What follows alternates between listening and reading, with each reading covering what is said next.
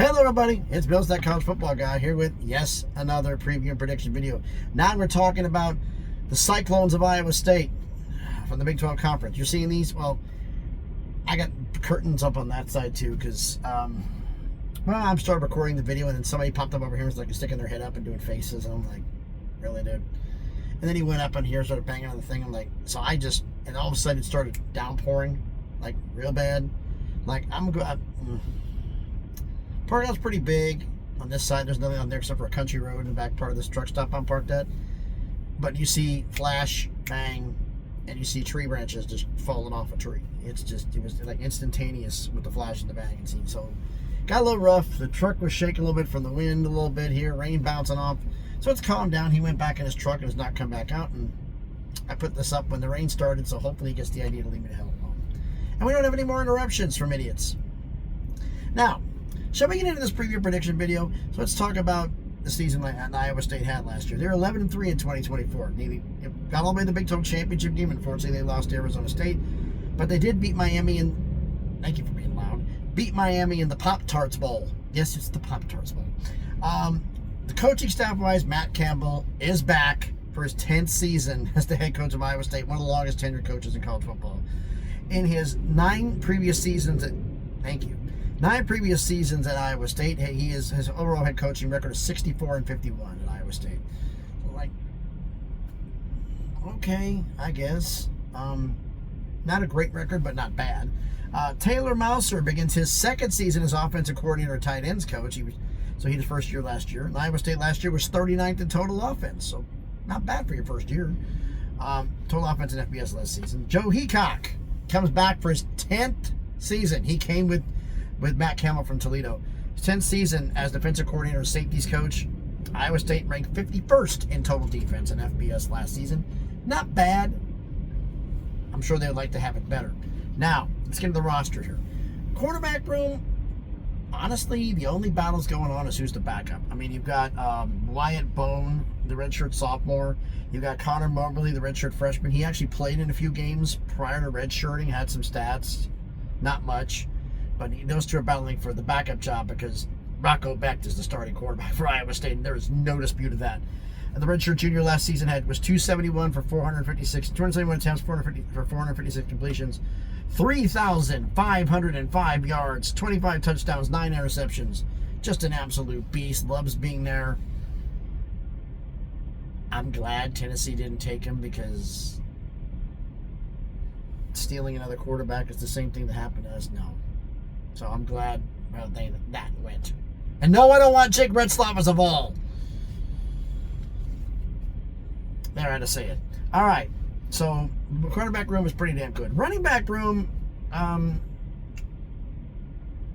there's very little doubt on who running back number 1 is on this team. Backup, it's a little more interesting because we got realistically 6 guys here who's got a shot at being the running back rotation. DJ Peterson, the redshirt sophomore, he didn't get any playing time last year. Dylan Lee, the redshirt freshman.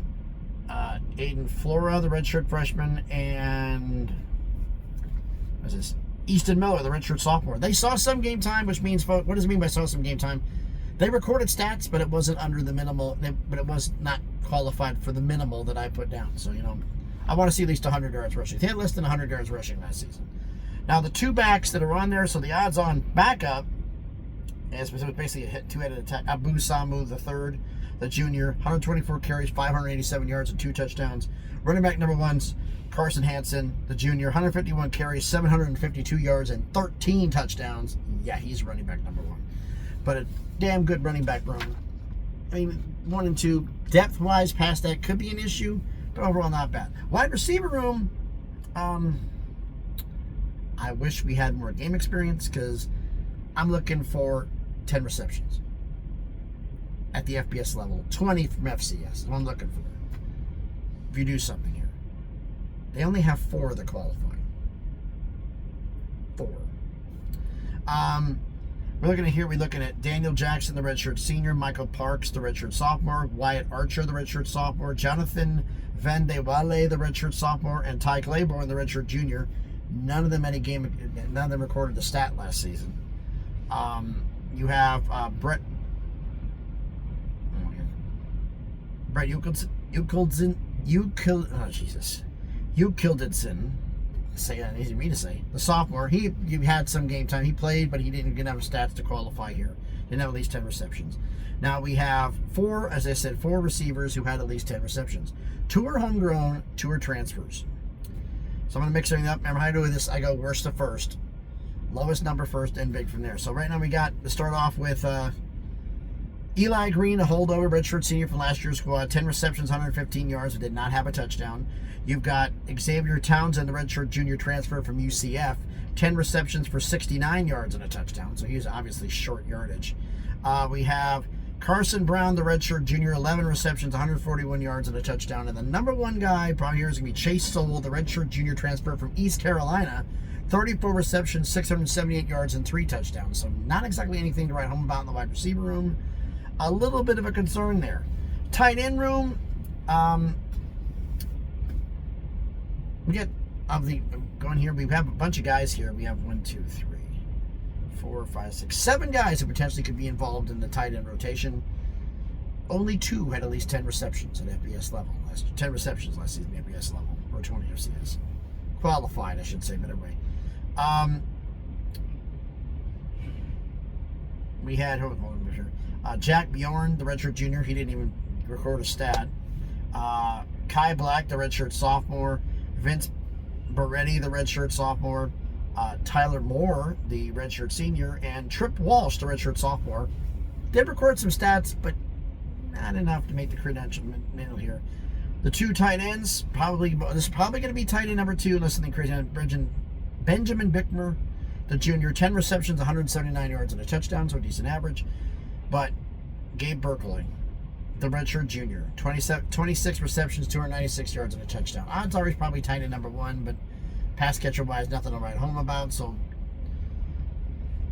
that's a concern there. Offensive line room is solid. There are some transfers in there, but I think it's going to be a damn good unit. So realistically, quarterback's good. Running back room's good. Wide receiver and tight ends, the pass catchers, the ones I'm worried about. The receivers, who's catching the passes. That's who I'm worried about on the offense. Now, defensively, let's get to the defensive line. Defensive line room looks solid as hell. In fact, we got, of those who qualified, again, 10 tackles at the FBS level, 20 at the FCS level. It's a damn good room. Right now, I'm counting 6 guys who qualify, so that's one hell of a rotation. So that looks like a damn good defensive line room. Let's get to the ones who did not qualify. We've got Braden Simonson, the redshirt junior, did not record a stat last season. Those who did record stats but did not meet the minimum here, we're talking about Zymar Hawk, the redshirt sophomore, and Chet Andrews, the redshirt junior. Neither one of them qualified. Now, again, worst to first, we're going to get since we have so many FBS guys on this list, we only have 2 from, actually, I'm going to take that back. We got just about even. Let's do the FCS right here. We got find him here. Markel Chapman, the redshirt sophomore, transfer from Highland Community College. Had some good explosive plays, but not enough to make the 10 tackle difference. I'm going to get him out of the way first. And I'm going worst to first again. We're talking Miles. We'll do the FCS guys here. Before I get here, 2 FCS guys we're talking about. We have Tamatoa McDonough, the redshirt senior transfer from Yale. Yes, Yale's football team. 26 tackles, 6.5 sacks, 2 forced fumbles, and a pass deflection. He made some plays for what he did there. So, okay. And you also have Cannon Butler, the redshirt senior transfer from Northern Iowa, had 59 tackles and 1.5 sacks. So I think he's going to do something. FBS guys, what's talking about here?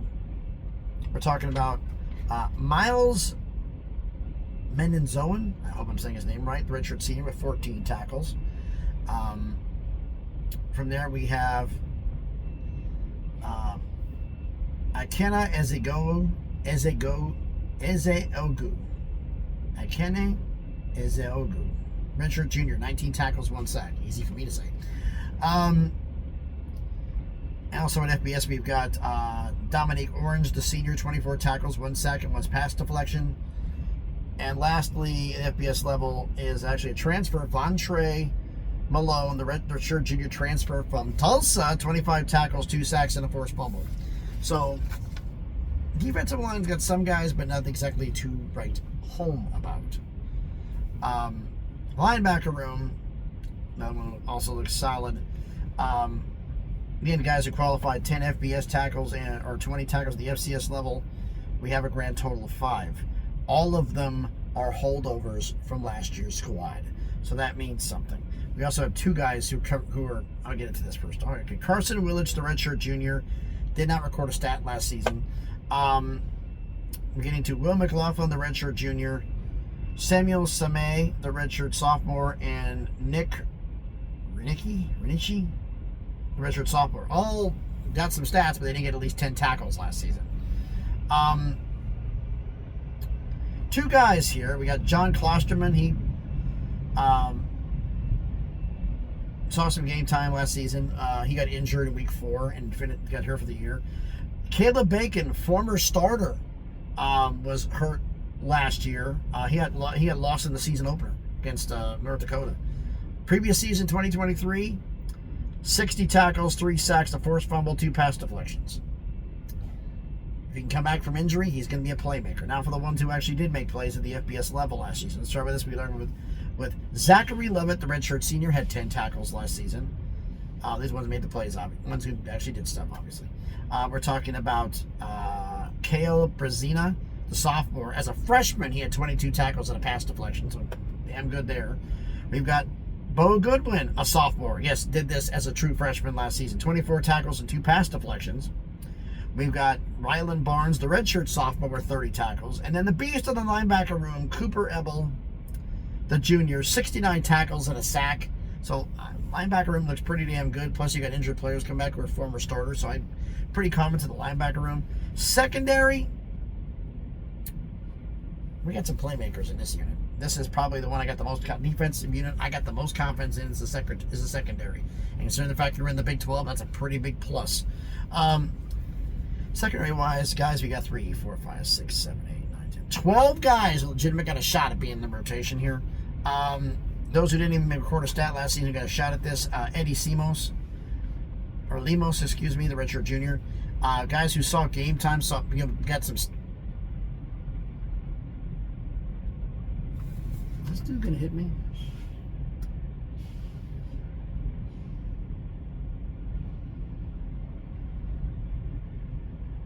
He came like that close from hitting my mirror. He's backing up again. So you're getting live, so the truck starts shaking. It means this idiot just hit my truck. Pull forward, dummy. Side play-by-play right in the middle of the damn video. If you actually would have done the video smart enough and gone straight out instead of trying to angling this damn thing in, he'd be better off. But he's doing better. He's doing better. Sorry for stopping in the middle of the video, folks, but if somebody's going to hit my truck and I'm going to spend the next 4.5 hours on my sleeper berth, I'm supposed to be sleeping, trying to fill out paperwork and do accident reports because somebody can't park a truck, I'm going to be pissed. And he just now figures out the fact I park straight right at the exit. You just go straight up and then out. So I don't have anything trying to swing out and hit anybody. So if you don't park straight and gone straight out, you got to park back to straight in. But nope, guy wasn't too smart. But he's not hitting me now, so all right. He may hit the guy next to me, but he's not hitting me. Anyway, secondary. We matched it up here. I've got Lemos, who didn't have the redshirt junior. Guys who saw some game time but didn't get enough stats. Had stats recorded but didn't qualify enough. We got Cam Smith, the junior. Drew Surgis. Apologize for anything wrong. The redshirt sophomore. You got Caden Koch. K-O-C-K, you tell me. Redshirt junior. And Caden Matson, the redshirt junior, all saw game time. Plates, had some stats, but didn't record enough. So the guys who actually did record enough stats. We have one who's an FCS player. Actually, no, something else I bring up. Benny Nagoyi, the redshirt sophomore, he actually was wide receiver, but according to Iowa State's roster, he's converting to his defensive back, so we'll see how that goes. Trey Ball, the junior transfer from Lindenwood, 24 tackles and an INT at the FCS level. So who are the guys at FBS who actually did some plays here? Worst to first again. We're talking Marcus Neal Jr., the sophomore, who did this as a true freshman. He was 18 tackles, a sack, and a forced fumble as a true freshman last season. I skipped ahead a little bit because before him is actually Jamison Patton, the junior, 15 tackles and an interception. Then we've got the trifecta of playmakers. We're talking about Tashawn James, the redshirt sophomore, 41 tackles, a forced fumble, and a pass deflection. And then the two beasts of the secondary. Jontez Williams, the redshirt junior, 46 tackles, 4 interceptions, and 5 pass deflections. And Jeremiah Cooper, the senior, 48 tackles, 2 interceptions, and 8 pass deflections. Yeah, I'm more confident about this secondary than I am anybody else on the defense. These guys can make some plays. This is going to be interesting. So, we've done enough talking, done enough yapping. Time to get to the schedule prediction, isn't it? We're already 15 minutes in. Good Lord. All right. Iowa State's schedule begins with a conference game. Okay. Overseas. Huh? Yes, folks. Farmageddon goes international. Battle against Kansas State and Dublin, Ireland. Both of y'all are going to be hating the jet lag coming back. Needless to say, this is week 0. This is a season opener for both schools. Last meeting was last year. Iowa State won 29-21 in Ames. It's on the road. Kansas State's pissed about that game. They're going to be looking for it, and I'm sorry, Iowa State, you're losing the opener to Kansas State. You come back home to play South Dakota. This is South Dakota's season opener, so they've had 2 weeks. They've had all season to get rid of you. You're coming back from jet lag. South Dakota's a team that was in the FCS playoffs, so this is potentially a trap game. This is a game that could be, especially considering what game is next. I'm a little foreshadowing. The battle for the Cyhawk Trophy. Iowa's next. Are they going to look ahead? This is a dangerous game against a good FCS team. Last meeting between these schools, I'm going to say about the schedule. You have a couple of games on here you have not paid people in a long time. And I mean a long time. Like last time you played South Dakota was in 1959. Almost 70 years ago. Actually, a little over 76 years ago to be exact. 66 years ago. Excuse me, 66 years ago. Uh-oh, those numbers. Iowa State won 41-6 in Ames. Iowa State is actually 9-0 all-time versus South Dakota. Is South Dakota going to get that first ever win? No. Could they pull this off if you're jet lagged past Kansas State and you look ahead to Iowa? Could they get caught napping? Yeah, they could. But I'm going to give them the benefit of the doubt, and I'm going to give them the win against South Dakota. Now, foreshadowing again, it's the battle for the Cyhawk Trophy against Iowa in Ames. They're at home. Iowa plays Albany at home the week before, so now they play you. You played South Dakota. You both played FCS opponents. Both of them, ironically, are pretty good teams. Last meeting was last year. Iowa State won 21-19 at Iowa City. Iowa's got Gronowski, I think his name is, the FCS transfer quarterback. He's going to be pretty good. How fast can you pick up the Iowa offense? This is Rocco Becht at home. I just got a funny feeling that Iowa State's about to win 2 straight. Win another one against Iowa. So I'm picking Iowa State to beat Iowa and keep the Cyhawk Trophy. All right, then they follow that after a neutral site and 2 straight home games. They're on the road at Arkansas State. How the hell are they on the road at Arkansas State? Home and home. Because, first off, Arkansas State played. Now you're playing, Iowa State is playing Iowa the week before. Arkansas State is playing on the road at Arkansas the week before. So they're going to be beat up. I told you, home and home. The only time they've ever played each other was last year. That last year was the first ever meeting between Arkansas State and Iowa State. Iowa State won 52-7 in Ames. Now they're heading down to Jonesboro. Iowa State looking to go 2-0 all time, and they're going to go 2-0 all time. They're going to beat Arkansas State on the road. Then they get a bye. They come out of the bye at home against Arizona. Noah Fafita. Both schools have a bye the week before, so there's no advantage. Last meeting between Arizona and Iowa State. Time to take a guess? 1968. 57 years ago. Like I said, y'all been waiting a long time to get some of these damn games done. Arizona actually won that game 21-12 in Ames. Arizona is not picked to do that well this season, but they're going to surprise some people in certain spots. This ain't one of them. You're going to beat Arizona. Then they're on the road the following week. Let me get this sheet out the way. At Cincinnati. Cincinnati plays on the road at Kansas the week before. Last meeting was last year, ironically. Iowa State won 34-17 in Ames. Now they're on the road in Cincinnati. Iowa State is 2-0 all-time versus Cincinnati. Can Cincinnati get their first ever win against Iowa State? Yeah, no. I'm picking Iowa State to win that game. Then they're on the road at Colorado. I covered this in the Colorado preview and prediction video. I have you beating Colorado on the road in one hell of a tough game. Then you get your second bye of the season because you have week 0 game. You can get 3 byes on the year. So at Colorado, you get your second bye of the year. You come out of the bye at home against BYU. I just covered this in the BYU preview and prediction video. You're going to beat BYU at home out of the bye. Then you're at home against Arizona State. Arizona State plays Houston at home the week before.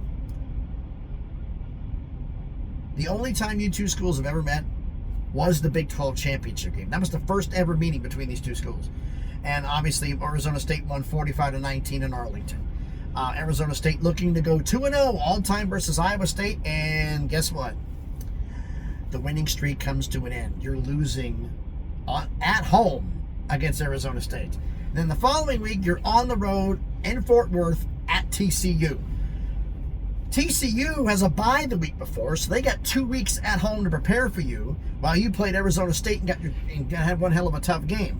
Last meeting was in 2023. Iowa State won 27-14 in Ames. I think Josh Hoover and the crew is going to be psyched up and geared up for this game. And you're going to lose on the road at TCU. I'm sorry about that, but you are. Then you get your third and final bye. You come out of your final bye at home against Kansas. All right. Both schools have a bye the week before. What is this with byes every damn time? Last meeting was last year, and one of the bigger upsets of the year in some people's eyes. Kansas beat Iowa State 45-36 in Kansas City. It was kind of a neutral site game. Technically, Kansas was the home team. Iowa State has been, this is one of the games that they were pissed about from last year, and they had this game circled. They've had 2 weeks to prepare at home for you. You're 2 weeks to prepare to come get them, to come on the road to Ames. They're beating you up, Kansas. I'm sorry. Iowa State's going to get the victory over Kansas. And they finally finished the season on the road at Oklahoma State in Stillwater. I don't know why I just did that. I'm not going to do the dad off of this that I just saved. Oklahoma State plays on the road at UCF the week before. So they're going to go all the way down to Florida, and then they're going to come back to Stillwater. Last meeting was in 2023. Iowa State won 39-27 in Ames. Now you're on the road in Stillwater. Unless a Jake Retzloff shows up in the Oklahoma State quarterback room, it is going to be a very long year for Oklahoma State. You're going to go on the road to Stillwater, and you're going to beat Oklahoma State. So Iowa State finishes the season 9-3 overall, 6-3 in conference play. Now, are there any games on this schedule that I think that could flip? The South Dakota game and the Iowa game. Both of them could flip. You could go 7-5 quick. Both of them are tough. It's going to be interesting to see how this goes, but I've done enough yapping. Let me know what you think about all of this down in the comments. So again, thanks everybody for watching the video. If you haven't done it already, do me the favor. Smash the like button, hit the thumbs up. It helps with the algorithm, helps the video be seen by more people. Comment on the video. I'm going to go through the schedule again, game by game again, not all the extras. You tell me what you think their schedule, what their record's going to be down in the comments. All right, they start off the season. It's Farmageddon at home, not home, really, in neutral site in Dublin, Ireland against Kansas State. Back home, finally, against South Dakota. Home against Iowa, the battle for the Cy-Hawk Trophy. On the road at Arkansas State. Then they get their first bye. Week 0 game, Kansas State. They get 3 byes on the year. Out of the bye at home against Arizona. on the road at Cincinnati, on the road at Colorado, get their second bye, come out of the bye at home against BYU, home against Arizona State, at TCU. Then they get their third bye, home against Kansas, and finish the season on the road in Stillwater at Oklahoma State. Why don't you let me know down in the comments, what do you think their record's going to be? Share the video if you want to. And if you haven't done it already, check out some of the other videos that I've done. If you like it, hey, subscribe to the channel. You know, we're on the road to 1K, slowly trying to make some magic happen. So again, thanks everybody. Somebody asked in one of the other videos here, I put up, I was on X, and I got direct message about it, was, what did you do this week for driving? Why is it like you said you're behind and all this other stuff? So you were talking about it. Like, well, I left Sunday morning, 3 o'clock in the morning, so that way I can make it 8 a.m. to Philly to deliver. Picked up, got out of Philly, went to Piscataway, New Jersey. And who's there? Rutgers. That's where Rutgers is Piscataway. But I wasn't picking up at Rutgers. I was picking up at a warehouse not too far away from campus, actually. Well, reasonably close to campus. Right up from there, took that to Louisville. Picked up in Louisville, drove the rest of the day on Tuesday. Drove all day today. No. Yeah. This is recording this on Wednesday. Late Wednesday.